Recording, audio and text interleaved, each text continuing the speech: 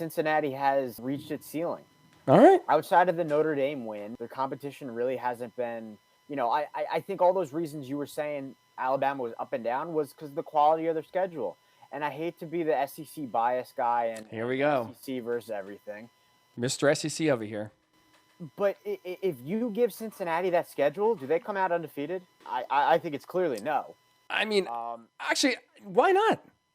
Like who? Okay, let's if we just take away the conference name, let's be like truly serious here. Who has Alabama played this season that's actually good outside of Georgia and SEC title game? If we're talking about regular season, your team, your favorite team, Miami. Top 15 teams.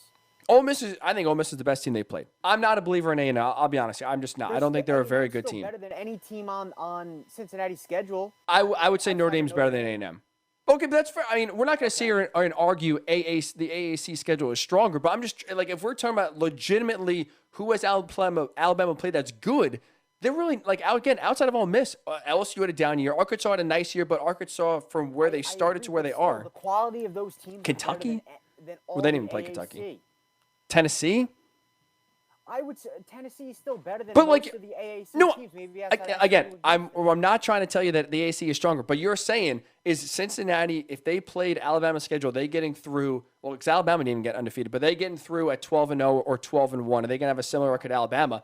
I would say, why not? Like, yeah, Alabama's not really played anyone that's good. The SEC, if we just I think the answer is clearly no. get out of the SEC's most dominant conference, you look at the true teams Alabama's played, there's not a team on their schedule where I say, no, Cincinnati can't beat them. I think it's okay to say Cincinnati has reached their ceiling in the conference they're at. I think that's okay. That's not dissing or saying that they don't, they're not a good football program. They are. It's just who they are. I don't think they stand a chance against Alabama, and that's okay because nobody's really expecting them to. Once they get into the Big 12, see how they build off a Power 5 budget and a Power 5 schedule and able access to better recruits, I think maybe we can have that conversation to see how they progress. But right now, I just don't think I don't think the 13.5 is plausible. All right, well, I guess we don't officially go through pick, but we'll get in here in a second. Georgia, Michigan. I think this is a matchup that favors Georgia actually really heavily. Similar styles. I think Georgia has the better players overall. I know Michigan's been the hot team, and obviously Georgia coming off a humbling loss to Alabama. You feeling the dogs here? You feeling confident, or you believe in a Michigan keep the train rolling? So I think most of the time the 2-3 matchup is usually the better matchup, more attractive one. Yes, sir. I think that's the case with this one.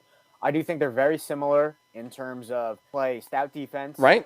Run game, ball over on offense. Yep. Where I would give Michigan the edge here. Ooh. I won't tip my hand for picks yet, but I think the thing that Michigan has going for them, I think they'll be able to match up better against Georgia's defense than Georgia's offense will against Michigan's defense. Because and that's not a diss on Georgia's defense. I think Georgia's defense is the best unit in college football. I think that's saying more about how poor Georgia's offense is. They struggle to move the ball the past month and a half.